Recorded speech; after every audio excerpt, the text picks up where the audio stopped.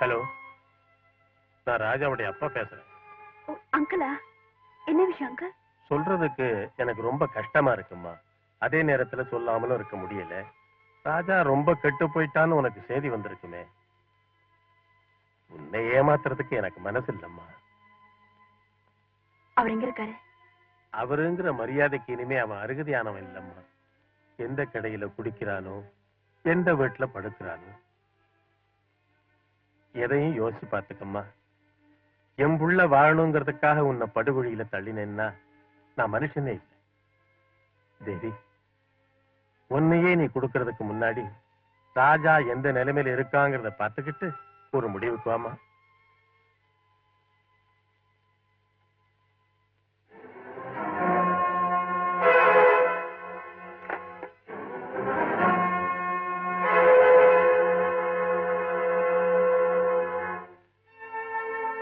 தேவி கூட தானே பேசுனேன். ஆசையை காட்டிட்டு ஏன் அவகிட்ட நடிக்கிற? ஏன் அவ உயிரை வாங்குற? பல பேர் உயிர் வாழணுமே, அதுக்கா? என்ன சொல்ற? தேவி என் சிநேகிதர் பிரதாப் காதலிக்கிறான்ப்பா. அவ தனக்கு இல்லைன்னு தெரிஞ்சதும் தூக்க மாத்திரையை சாப்பிட்டு சாக போயிட்டான். பாவம். மேலும் அவளோட அண்ணனுக்கு தேவிய பிரதாப்புக்கு கல்யாணம் பண்ணி கொடுக்கறதுலதான் இஷ்டம் போல தோணுது. நிலைமை பார்த்தா தேவி நிஜமாவே என்ன காதலிக்கிறாளா இல்லையான்னு கூட சந்தேகமா இருக்கு. எல்லாருக்குமே அரை மனசு. இதுல நான் மட்டும் எப்படிப்பா ஒரு முழு வாழ்க்கையை நடத்த முடியும்? பின்ன கல்யாணத்துக்கு ஏன் அவ சம்மதிச்சா? அது அவ பாட்டியோட இஷ்டம். ஏதாவது நிர்பந்தம் பண்ணிருப்பாங்க. தட்டு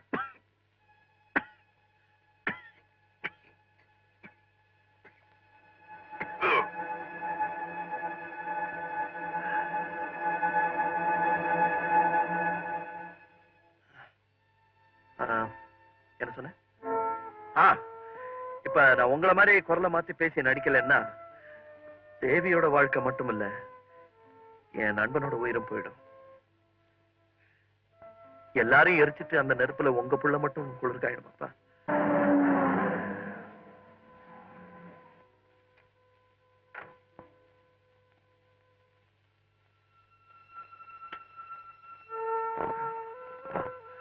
கீழே தேவி வந்திருக்கா.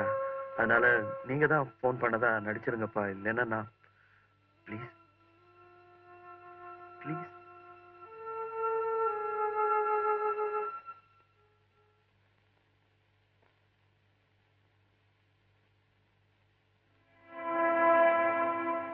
அங்கிள், கொஞ்ச நேரத்துக்கு முன்னாடி நீங்க எனக்கு போன் பண்ணீங்களா? நிச்சயமா நீங்க தான் பேசுனீங்களா அங்கிள்? நான் தான்மா, நானே தான். பின்ன உங்க குரல் மாதிரி தெரியலையே. மனசு நொந்து போனா குரல் மாறத்தானே செய்யும். பேரெடுக்க வேண்டிய பிள்ளை பேரை கெடுத்தான்னா பிறக்கிற அத்தனை பேரும் உலகத்துல புத்தனாக முடியுமா? பொறுமையால தான் சில பேர் கெட்டு போகாம இருக்காங்க. வயசு வசதி இருந்தா கொஞ்ச நாள் ஆட்டம் போட தோணும். புத்தி வந்துட்டா ஆட்டம் தன்னால நின்னுடும் அங்கிள். சுதந்திரவனாய் இருந்தா ஏமா இந்த நாடகம்? ஏன் இப்படி மாறிட்டான்? அதுதான் எனக்கும் புரியல அங்கிள். உங்களையும் சேர்த்து எத்தனையோ பேரு என்கிட்ட என்னென்னமோ சொல்லியிருக்காங்க. இருந்தாலும் ராஜா மேல எனக்கு நம்பிக்கை போல. எனக்காக இந்த பொய்ய சொல்லிடுங்கப்பா ப்ளீஸ் ப்ளீஸ். எனக்கு நம்பிக்கை போயிடுச்சு.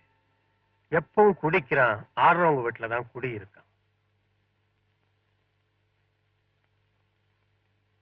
ராஜா, ராஜா, இந்த புள்ள இப்படி செய்வானா? என்ன? யாரு? அதான்ப்பா நம்ம பிரதாப். தூக்க மாத்திரை நிறைய சாப்பிட்டு சீரியஸா விஜய நர்சிங்ல அட்மிட் பண்ணிருக்காங்களாம். சரியான கோழடா நீ.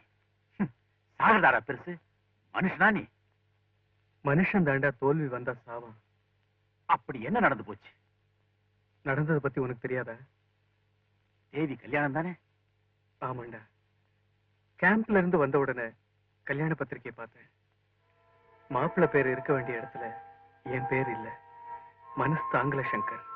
ராஜாவோட போட்டி போடுறதுக்கு எனக்கு அழகு இல்ல, பணம் இல்ல. ஆனா தேவிக்காக உயிரை விடுறதுல ராஜா என் கூட போட்டி போட முடியாதுன்னு நான் காட்ட வேண்டாமா?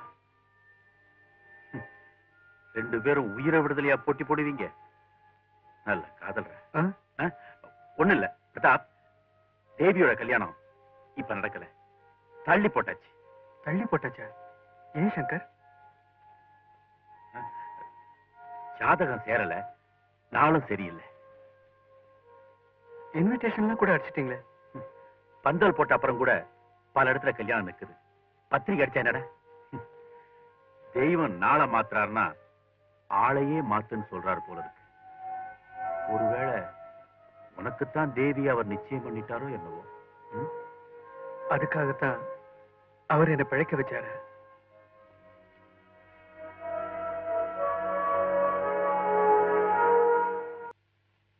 அம்மா அம்மா, உங்களை பார்க்க யாரோ வந்திருக்காங்க. ராஜாவை தவிர யாரையும் உள்ள விட வேண்டாம்னு சொன்னேன்ல. வந்திருக்கிறது ஆம்பளை இல்லம்மா, யாரோ ஒரு பொண்ணு. யாரு? நானும் விசாரிக்கல, அவங்களும் சொல்லல. பார்த்தா பெரிய இடத்து பொண்ணு மாதிரி இருக்கு.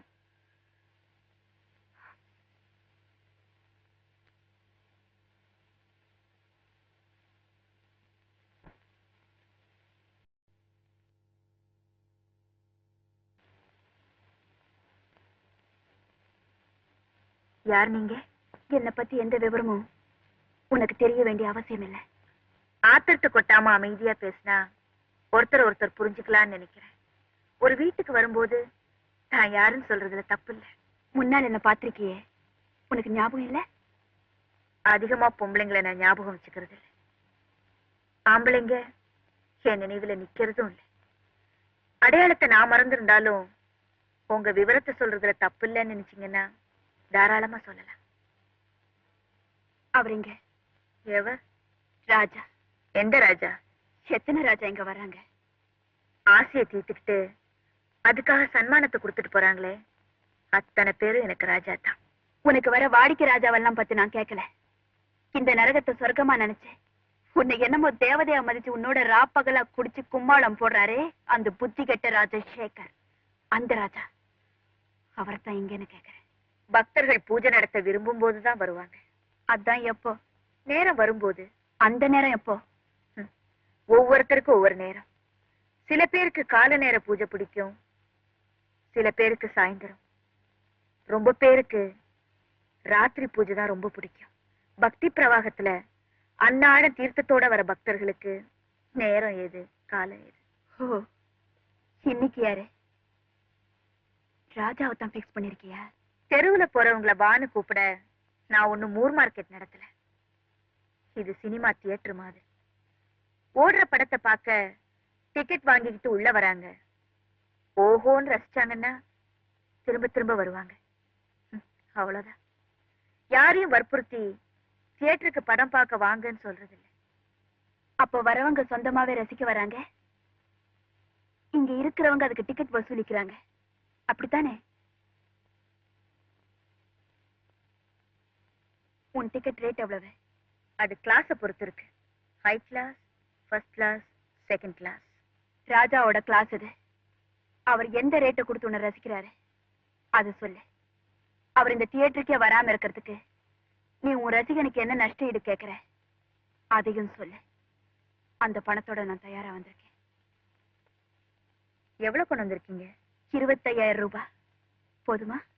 அப்போ ராஜாவை நீங்க விலைக்கு வாங்க வந்திருக்கீங்க. விலை கேட்கிற கடை தானே இது. இதுல நான் என்ன விவகாரமா பண்ண முடியும்? பணத்தை கொடுக்குறேன், ராஜாவை திருப்பி அனுப்பிடு.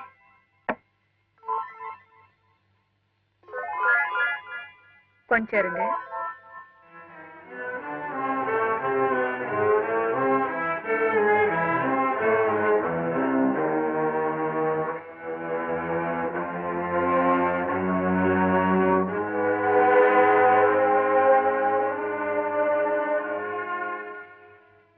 இந்தாங்க. இதுல மொத்தம் 50,000 ரூபாய் இருக்கு. இங்க நீங்க வராம இருக்கிறதுக்கு இது போதுமா? இன்னும் வேணுமா? என்ன விளையாடுற? இது விளையாட்டு இல்ல. வியாபாரத்துல ஒருத்தரையே வாங்க நம்ம 2 பேரும் போட்டி போடுறோம். உங்களுக்கும் அவர் தேவை, எனக்கும் அவர் தேவை. உங்க விலை 25,000 ரூபாய், என் விலை 50,000 ரூபாய். எப்பவுமே அதிகமா விலை கொடுக்கறவங்களுக்கு தான் பொருள் சொந்தம். இதோ பாருங்க, நீங்க கொண்டு வந்த பணம் உங்க அப்பா சம்பாதிச்சதோ இல்ல உங்க அண்ணன் சம்பாதிச்சதோ. ஆனா இது நானே சம்பாதிச்ச பணம். என் சதைய புழிஞ்சி என்ன பொண்ணா நினைக்காம புரட்டி புரட்டி எடுத்தாங்களே, அந்த வெறி பிடிச்ச பெரியவங்க கொடுத்த பணம். அவங்க கொடுக்கிற ஆதரவு தான் உன்னை இவ்வளவு தைரியமா பேச சொல்லுதுல்ல. ச்சே, ஒரு இதயம் கெட்ட மனுஷனை நம்பி இவ்வளவு தூரம் வந்தேன் பாரு. என்ன சொல்றேன்? அந்த ஆள் இனிமே எங்க சுத்தினா எனக்கு என்ன, எவ்வளோட இருந்தா எனக்கு என்ன? அவரை என்ன தூக்கி எறிஞ்சிட்ட போது எனக்கும் தூக்கி எறியறதுக்கு மானம் இருக்கு, ரோஷம் இருக்கு. இத பாரு, ஒண்ணு மட்டும் சொல்றேன். என் ஆசைக்காக சுத்தி சுத்தி வந்து இப்ப என்ன குப்பையா எடுத்து தெரிஞ்சாரே, அதே மாதிரி உனக்கு அவர் குட் பை சொல்றதுக்கு ரொம்ப நாள் ஆகாது. உனக்கு என்ன, வந்தவன் யாருன்னு விசாரிக்கிறவளா, போறவன் யாருன்னு கவலைப்படுறவளா? இந்த ராஜா இல்லைன்னா இன்னொரு மந்திரி வர போறா. ஆசைக்கு பொண்ண மாத்திரணும், காசுக்கு ஆணை மாத்திரணும் பொருத்தமா செஞ்சிருக்கீங்க. கரெக்ட், சரியான ஜோடி. என்ன வேணா சொல்லுங்க, அவரை அலட்சியப்படுத்துனீங்க. அவரா? அப்படி என்ன ராஜா உனக்கு? தெய்வம். ஆமா, அவர் ஒரு பெரிய தெய்வம். இவ மலருக்கு மலர் தேன் குடிக்க போற இவங்க எல்லாம் தெய்வமா? மலர்னு சொன்னீங்களே, அந்த வார்த்தையை மறந்துடாதீங்க. தான் ஆசைப்பட்ட அந்த மலர் தவறி புழுதியில விழுந்து மண்ணோட மண்ணாயிடக்கூடாதுன்னு தான் அவர் பாடுபடுறாரு. அவர் என்ன நாடி வர்றதுக்கும் உங்களை விட்டு விலகி ஓடுறதுக்கும் நிச்சயமா சத்தியமா ஒரு காரணம் இருக்கு. அப்படி என்ன காரணம் சொல்லு, என்ன காரணம்? தேவி அவர் உங்க கல்யாணம் பண்ணா ராதா என்ன அவகிட்ட வளரிட்டு இருக்க? இல்லைங்க, இவங்க அவளை யாரு உள்ள விட்டது? நானா தான் வந்தேன். அதான் ஏன் வந்தான்னு கேட்க. ஏன் வரக்கூடாதா? நிம்மதிக்காக அவன் ஒரு இடத்தை தேடி போவான். அந்த இடம் எதுன்னு தேடி கண்டுபிடிச்சு துப்பறிஞ்சு அவனை தொந்தரவு பண்றது முட்டாள்தனம். மனசு பறி கொடுத்தவ தேடித்தான் வருவா. அது தப்பில்லைன்னு நினைக்கணுமே தவிர ஏன் வந்தேன்னு கேட்டு அவன் மனசு உடைச்சா அது அதை விட முட்டாள்தனம். Bravo Bravo. மனச பத்தி நீ பேசுறியா? மனசுனா என்னன்னு அர்த்தம் புரிஞ்சவங்க அதை பத்தி பேசினா அதை நான் ஒத்துக்குவேன். ஆனா அதை பத்தி உனக்கு ஒண்ணுமே தெரியாது. தெரிஞ்சிருந்தா ஆரம்பத்திலேயே என்ன நீ அப்படி தூக்கி அடிச்சிருக்க மாட்டேன். என்னமோ இந்த உலகத்திலே நீதான் பெரிய அழகின்னு உனக்கு எண்ணம். அதனாலதான் ஒவ்வொரு கட்டத்திலையும் நீ உதாசீனப்படுத்துற. உன்னை விட்டா எனக்கு வேற பொண்ணே கிடைக்க மாட்டாடா. உன் அகம்பாவத்தை அடக்கணும், உன்னை அடிமையாக்கணும்னு நினைச்சேன். அதுக்காகத்தான் இவ்வளவு நாடகமும் போட்டேன். என்ன நோகடிச்ச உன்னை ஆசையாலேயே சாகடிக்கணுங்கிற வெறிதான் கல்யாணம் வரைக்கும் எனக்கு கொண்டு வந்தேன். அதுக்காகத்தான் பத்திரிக்கையும் அடிச்சேன். நீ பெருமையில பூரிச்சு நிற்கும் போது உன் தலகணத்தை தரமட்டமாக்கணும்னு நினைச்சேன். அதுக்காகத்தான் முகூர்த்தத்தை நானே தள்ளி போட்டேன். இவ்வளவு வினையும் என் விளையாட்டா செஞ்ச தெரியுமா? ஆரம்பத்துல உன்னை நான் நாயா சுத்தி வரும்போது என்ன மனுஷனா கூட நீ மதிக்கல. அதுக்கு பழி வாங்கணும்னு நினைச்சேன். நான் ஜெயிச்சிட்டேன். Aren't you going to congratulate me, dear? இந்த உலகத்துக்கே தெரியும் நானும் நீயும் காதலர்கள். இந்த ஊருக்கே தெரியும் கல்யாண பத்திரிக்கை அடிச்சு நம்ம முகூர்த்தம் நின்னு போச்சுன்னு. So not only me, no bloody idiot will marry you. என் கைதான் உன் கழுத்துல தாலி கட்டணும்னு எல்லாருக்கும் தெரியும். ஆனா அது கண்டிப்பா நடக்காது. நாம உல்லாசமா இந்த உலகத்தெல்லாம் சுத்தி வரும்போது எல்லா பயலும் பார்த்திருக்கான். சோ எந்த முட்டா பயலும் சத்தியமா உன் கழுத்துல தாலி கட்ட மாட்டாண்டி. இந்த நிலைமைக்கு தான் உன்னை கொண்டு வரணும்னு நினைச்சேன். கொண்டு வந்துட்டேன். இப்ப புரியுதா ராஜா யாருன்னு? Get out. I said get out.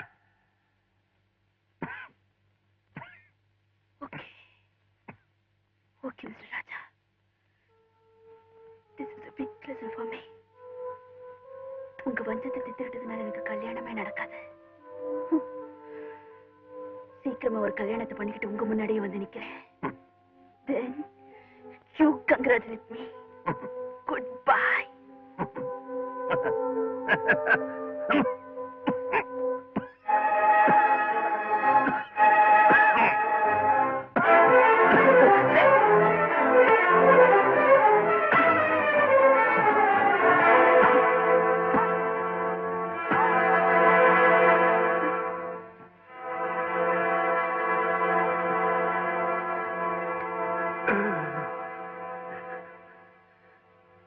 Radha, எனக்கு தேவி மேல கோவம் இல்ல ராதா. I love her. ராஜா, இந்த உலகத்துல எத்தனையோ பேர் தியாகம் பண்றாங்க. அந்த தியாகத்துல சுயநலம் இருக்கும், விளம்பரம் இருக்கும். ஆனா நீங்க உங்க ஆசைக்கு தீய வச்சுட்டு அவங்க வாழ்க்கைக்கு விளக்கேத்தி வச்சிருக்கீங்க. இது தியாகம்னு சொல்றதா இல்ல தியாகத்துக்கு மேல? ராதா, நான் தேவிய கோவமா பேசிட்டேனே தவிர என் மனசு துடிச்சது எனக்கு தான் தெரியும். அவ்வளவு பாவம் பழசையெல்லாம் நினைச்சு ரொம்ப துடிச்சு போயிருப்பா. நான் என்ன பண்ணுவேன் ராதா? நான் என்ன பண்ணுவேன்? எனக்கு ஒரு ஆசை, இந்த உலகம் அழியிற வரைக்கும் எந்த காதலர்களுக்கு ஏன் கதி வரக்கூடாது. ராஜா, எனக்கு இன்னொரு ஆசை, என் சாவுக்கு தேதி குறிச்ச ஆண்டவன் தயவு செஞ்சு நாளை தள்ளி போட்டு தேவிய கல்யாண கோலத்துல பார்க்க வச்சுட்டான்னா நான் நிம்மதியா செத்து போயிடுவேன். ராஜா, ராஜா, உங்களை மாதிரியே எனக்கும் ஒரு ஆசை இருக்கு. தாசி குலத்துல பிறந்த என் தாய்க்கு நான் ஒரே மகளா பிறந்தேன்.